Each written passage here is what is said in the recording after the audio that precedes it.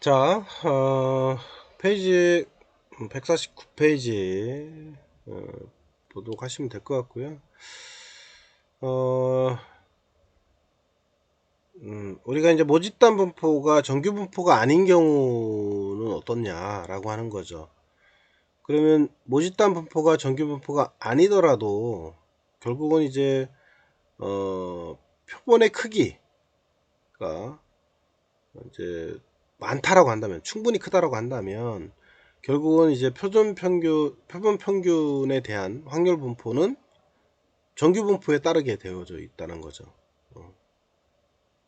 그러니까 모집단 분포가 정규 분포가 아닐지라도 결국은 표본의 크기가 아주 많다라고 한다면, 그러면 그때도 표본 평균에 대한 확률 분포도 정규 분포에 따르게 된다라고 하는 거고요. 이런 사실이 결국은 이제 중심 극한 정리라고 한다는 거고요. 그래서 중심 극한 정리라고 하는 거는 모집단 분포가 정규 분포가 아니더라도 표본의 크기가 크다라고 한다면 결국은 표본 평균에 대한 확률 분포는 정규 분포에 따른다 라고 하는 거 다 이렇게 이제 정리하시면 될 것 같습니다. 그래서 그걸 조금 이제 좀 더 정리를 해 놓은 거죠. 그래서 x가 임의의 모집단으로부터 추출된 표본이라 하더라도 표본의 크기는 이제 n인데, 그 크기 n이 충분히 크다라고 한다면 무집단 분포하고 관계없이 표본 평균에 대한 확률 분포는 정규 분포를 따른다 라고 하는 거고요. 그리고 표본 평균 x가 정규 분포에 따르기 때문에 이에 대한 표준화는 이렇게 계산할 수가 있다 라고 하는 거죠. 이거를 우리는 이제 표준 정규 분포가 n 0,1 이렇게 이제 표현을 할 수 있다라고 하는 겁니다. 표준화도 똑같죠. 여기 밑에 평균하고 표준 편차가 결국은 요값이잖아요. 요값이 이제 이렇게 내려온 거죠. 다시 말하면 밑에 루트 이 값이나 이 값이랑 똑같다겠죠, 그죠? 승을 하면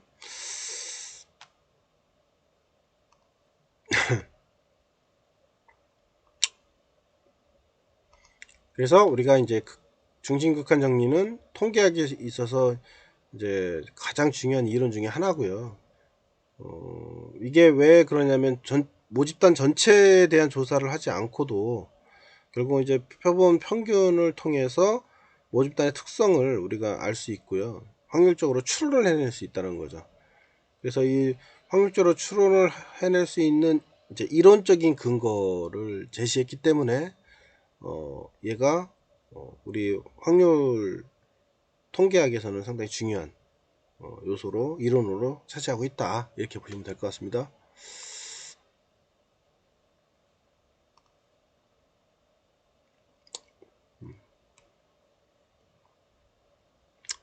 극한정리 정리 잘 해놓으시고요.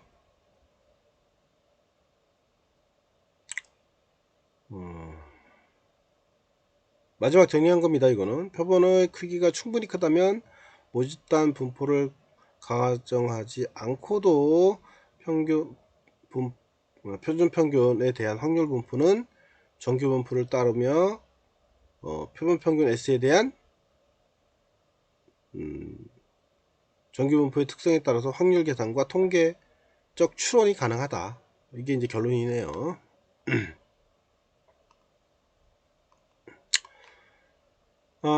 자, 그래서 우리 그러면 모집단이 정규 분포가 아니더라도 결국은 이제 표본 평균에 대한 표준 평균 표본 분포는 정규 분포에 근사하다 라고 하는 거죠.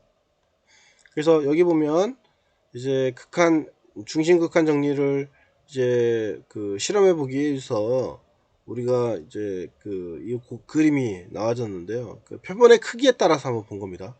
표본의 크기가 5개인 경우, 그 다음에 10개, 25개, 30개인 경우를 본 겁니다. 그래서 요 표본의 수가 증가하면 증가할수록 표본 평균의 분포도가 결국은 정규분포의 모양을 취하고 있다라고 하는 거죠. 이렇게 작을 때는 이렇게 막 랜덤하게 이제 분포되어 있어서 이거 가지고 판단하기 어렵죠. 근데 계속 늘려갔더니 이렇게 이제 그 정규분포의 모양을 따라가고 있는 거죠. 표본수가 많으면 많을수록. 그래서 요 표본이 정규분포의 모양을 이루기 때문에 결국은 표본 평균의 표본 분포도는 결국은 정규분포에 근사하고 정규분포에 따를 수밖에 없는 없다라고 이렇게 보면 될 것 같습니다. 그래서 어쨌거나 이제 모집단의 분포라고 하는 거는 균등한 분포를 가졌다라고 가장 하에 설명을 하는 겁니다. 이거는 뭐 아무렇거나 막 설명하는 건 아니고요.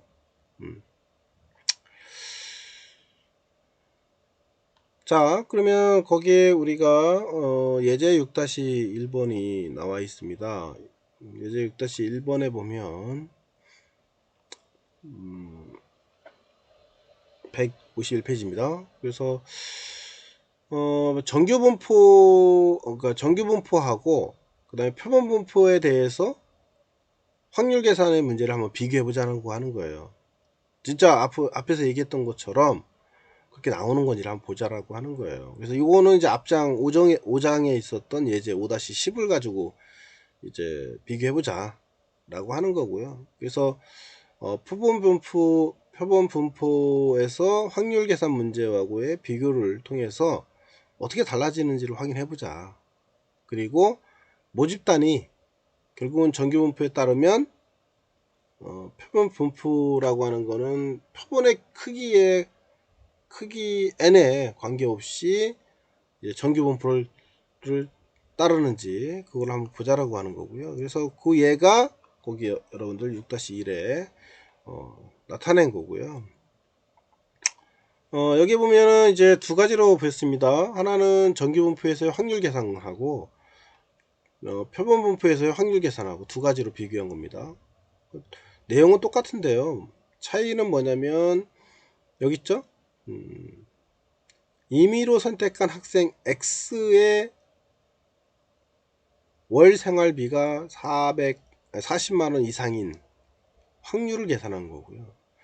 이거는 그 학생들 중에 무작위로 5명을 추출한 거예요. 그리고 그 추출해서 계산한 평균을 본 거죠. 아시겠죠? 요거는 임의로 선택한 학생에 대한 월생활비를 본 거고요. 요거는 무작위로 5명의 그룹을 뽑아서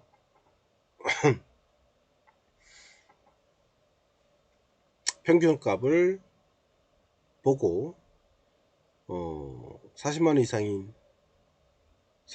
이상인 확률을 계산을 한 예라고 하는 거죠. 자, 그럼 두 개를 비교를 해보면 얘는 이렇게 되는 거죠.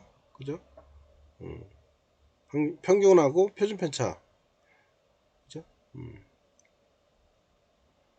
그 다음에 얘는 다섯 명을 추출해서 평균을 낸 거잖아요. 평균을. 그러니까 이렇게 된 거죠. 그리고 표준 편차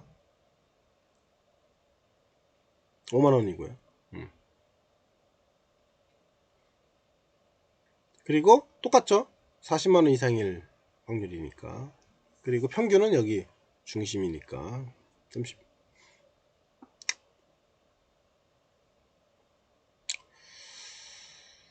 35만원. 공이 하나 빠졌네요.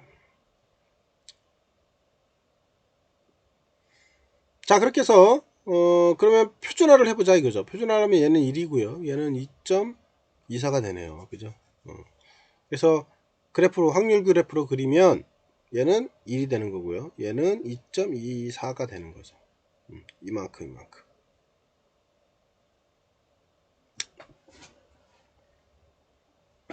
똑같이 정규분포를 따르고 있죠. 이렇게 확률분포를 따라서 비슷하게 나오죠. 근데 단지 값은 차이가 있네요.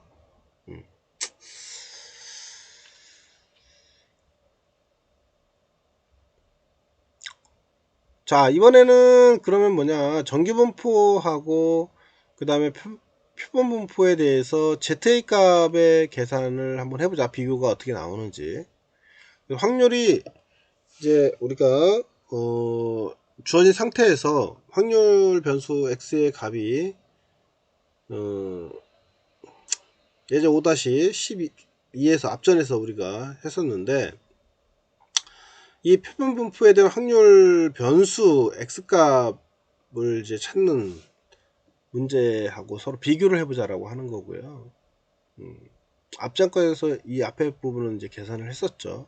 그리고 요 문제점 찾은 값을 비교해서 결국은 이제 어떤 점이 달라지는가를 확인을 해보자라고 하는 거죠. 그리고 모집 단위 정규 분포에 따르면 표준 분포도 표본의 크기에 관계없이 정규 분포를 따르는지를 보자 이거예요. 자, 나머지 여기 이제 10% 이하에 들어가는 최소 학생의 최소 몇 명이 몇 점을 받아야 요 안에 들어가느냐 라고 하는 거고요. 얘는 10명을 뽑아서 상위 10% 안에 들어가는 사람이 최소 몇 점이 받아야 되는지를 본 겁니다. 두 개가 약간 차이가 있죠. 그래서 두 개의 이제 모집단에 대한 정규 분포를 그린 겁니다. 그래서 하나는 이렇게 돼서 10% 범위니까 0.1이 되겠네요. 그죠?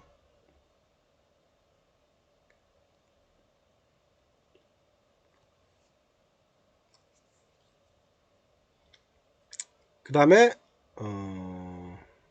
10명을 기점으로 했으니까 하나는 이렇게 이제 분포도가 나왔고요. 0.4 이만큼 뺀 나머지가 0.4잖아요. 0.5에서 0.1을 뺀 나머지 0.4가 된 거예요. 그 말이고요. 여기서는 그래서 표준화를 할 때는 이렇게 하면 되겠죠. 그죠? 표준 편차가 이렇게 되겠죠. 계산을 했더니 이렇게 계산이 되더라. 그래서 등식 봤더니 x는 88, x는 79.1. 이게 좀 우리 책하고 좀 차이가 있습니다. 이게 이제 범위를 약간 이제 달리 잡은 거예요. 얘는 약간 위로 잡았더라고요, 보니까요.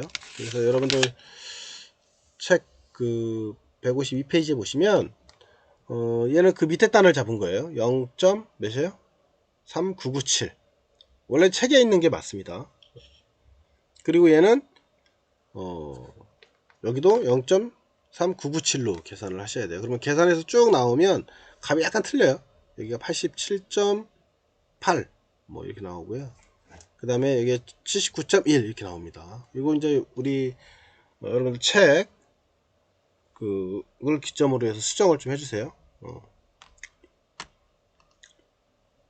그러니까 여기가 이 값이 아니고 이건 그 다음 단의 값이 있고, 원래 값은 앞전에 우리가 한번 계산했었는데 0.3997이죠. 3997이 되는 거죠.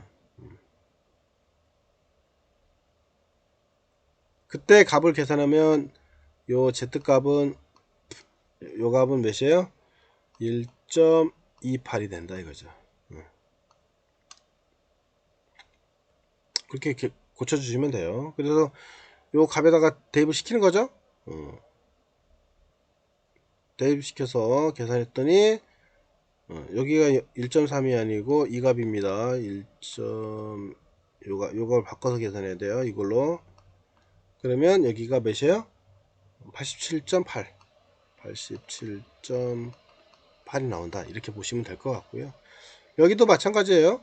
여기가 이 값으로 바꿔야죠. 1.28로 바꿔서 계산하면 이 값은 몇이 나온다? 79.1. 얘는 맞네요. 1.28.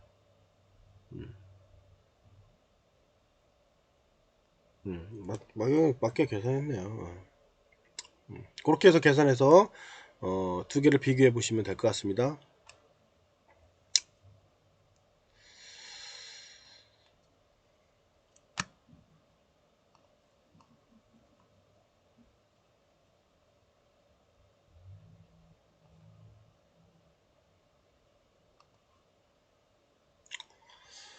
네, 그렇고요. 그 다음에 거기 우리 153페이지에 요거는 이제 표본의 크기가 이제 작다라고 하면 그럼 어떡하냐.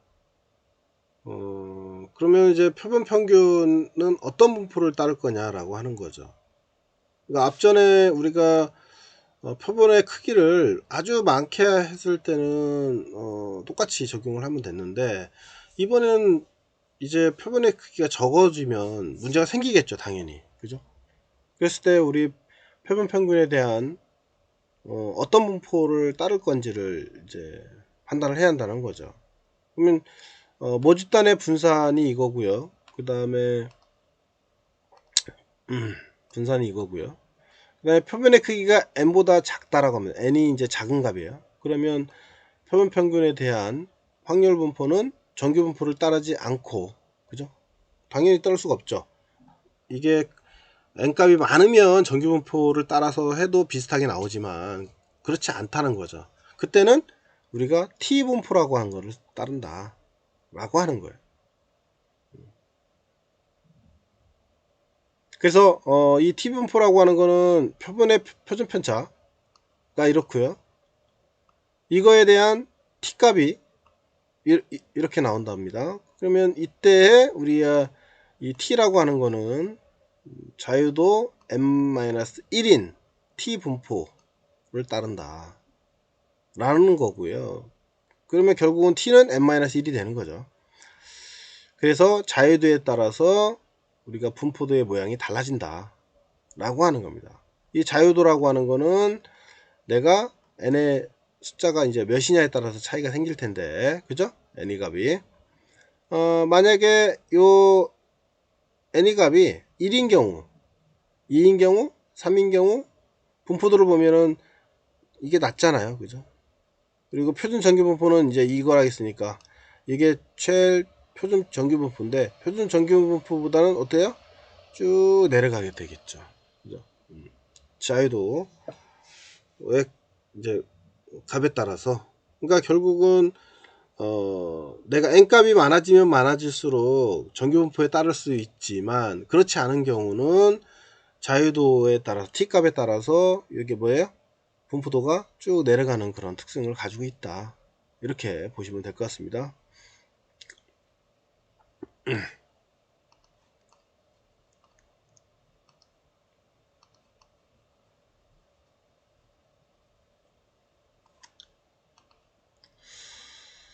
자, 그래서 이번 장 6장에 정리를 해놨습니다. 그래서 이제 우리가 표본 분포라고 하는 게 뭐냐 라고 하는 거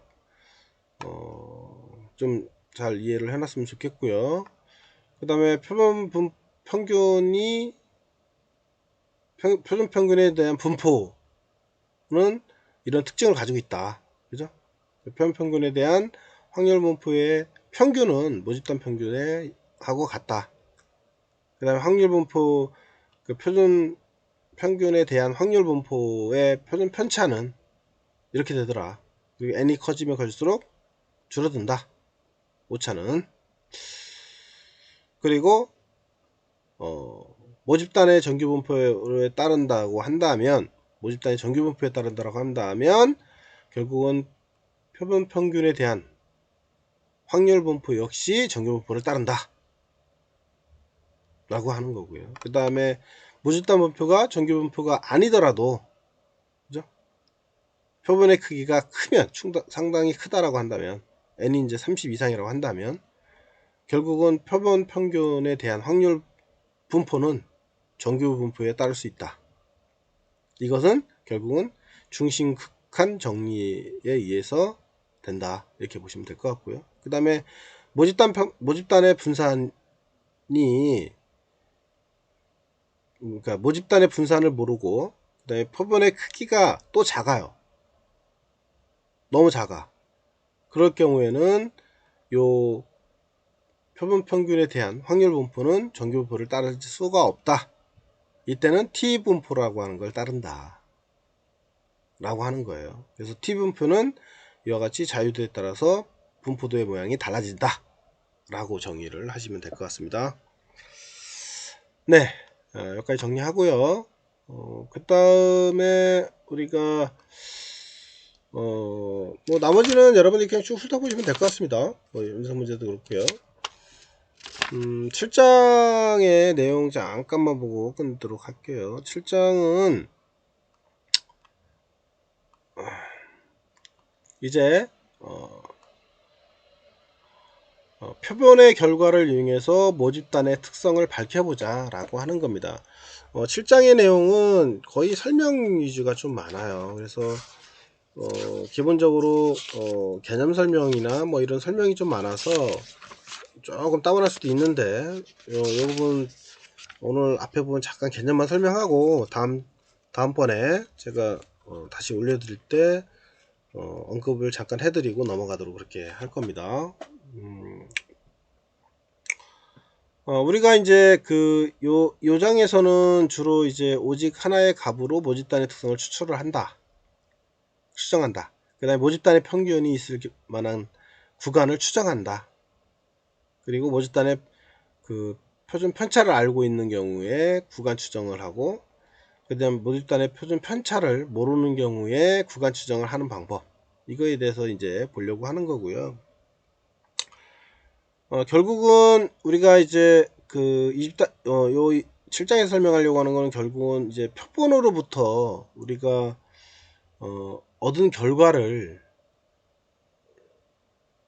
모집단의 특성을 이제 예측하는 과정으로 이제 사용하게 되는데, 그때 그 과정으로 사용하는 거를 우리는 이제 통계 추론이라고 하고요.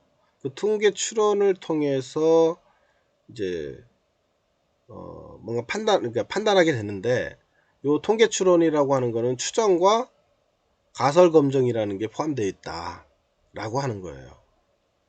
추정을 하고 그 다음에 그 추정에 대한 가설을 검증하는 걸 포함을 하고 있다, 이렇게 보시면 될 것 같고요. 그래서 이 추정은 결국은 모집단에서 추출한 표본의 결과를 이용해서 결국은 그 모집단의 모수라고 하는 거를 측정하는 과정을 말한다 라고 하는 거죠.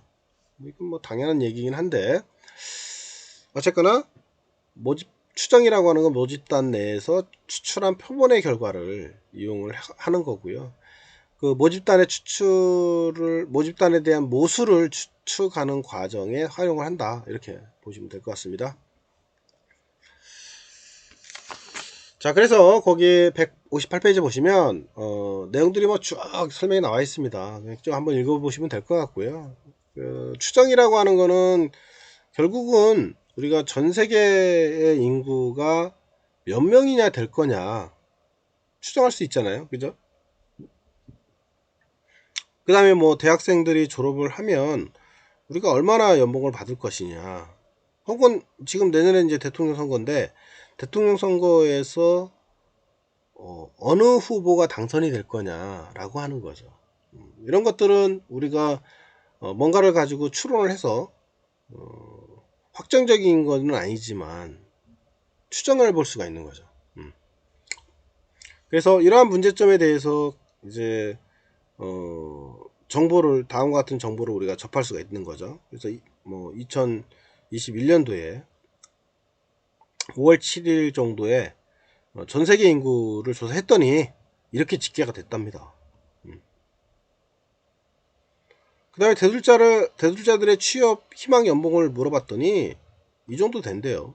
근데 실제적으로 보면은 이만큼 빠져서 400이 빠진 실제 이 금액을 받는다라고 합니다. 그러니까 정확하게 떨어지진 않아요, 그죠? 실제하고는 거의 비슷하게 이제 추론만 해보는 거죠. 그 다음에 대통령 선거가 이제 한 달을 앞두고 실시한 여론조사를 우리가 이제 항상 얘기하잖아요. 여론조사 결과. 지금도 뭐 여론조사 계속 나오고 있는데, A 후보에 대한 지지율, B 후보에 대한 지지율이 조사가 됐어요. 그리고 이 조사 기간에 이제 조사 기간을 발표를 하죠. 근데 이게 지지율이 정확한 건 아니란 말이에요, 그죠? 추정한 거지. 지금 뭐 두 사람의 비까비까 하잖아요. 근데 그거는 비슷해 보이는 것 뿐이지 누가 얼마나 나올지는 아무도 모르는 거죠. 아직은 그냥 추정만 해보는 거죠. 그래서 우리가 이와 같은 조사의 결과들은 대부분 이제 모집단의 전체를 조사는 이제 전수조사 결과가 아니라 표본 조사를 통해서 우리가 모집단의 특성을 예측을 하는 거일 뿐이에요. 그렇기 때문에 오차가 생길 수가 있는 거죠. 그리고 역전의 드라마를 또 쓸 수가 있는 거고. 그래서 이제 결국은 이제 표본으로부터 얻은 결과를 이용해서 모집단의 특성을 예측하는 과정, 이거를 우리는 통계적 추론이다, 이렇게 정의하시면 될 것 같습니다.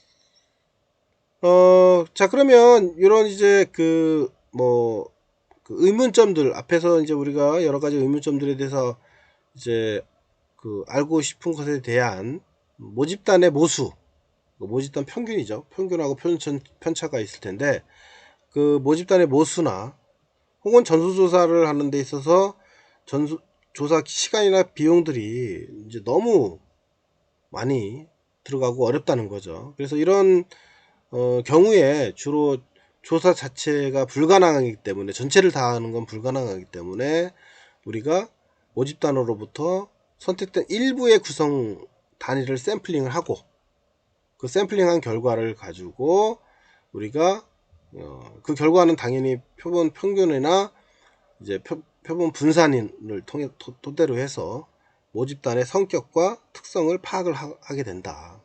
그리고 이렇게 통계적 추론을 통해서 추정과 그 다음에 가설 검증을 하고, 이걸 통해서 우리가 이제 추정을 우리가 이제 하게 되는데, 이 추정에 대한 설명을 하는 건 이제 요 7장에서 하는 거고요.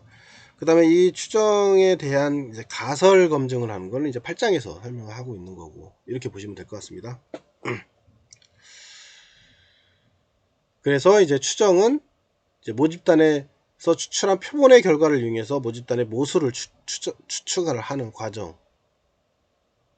이 과정 자체가 이제 점추정하고 구간추정이라는 두 가지 방법이 있다, 이렇게 보시면 될 것 같고요.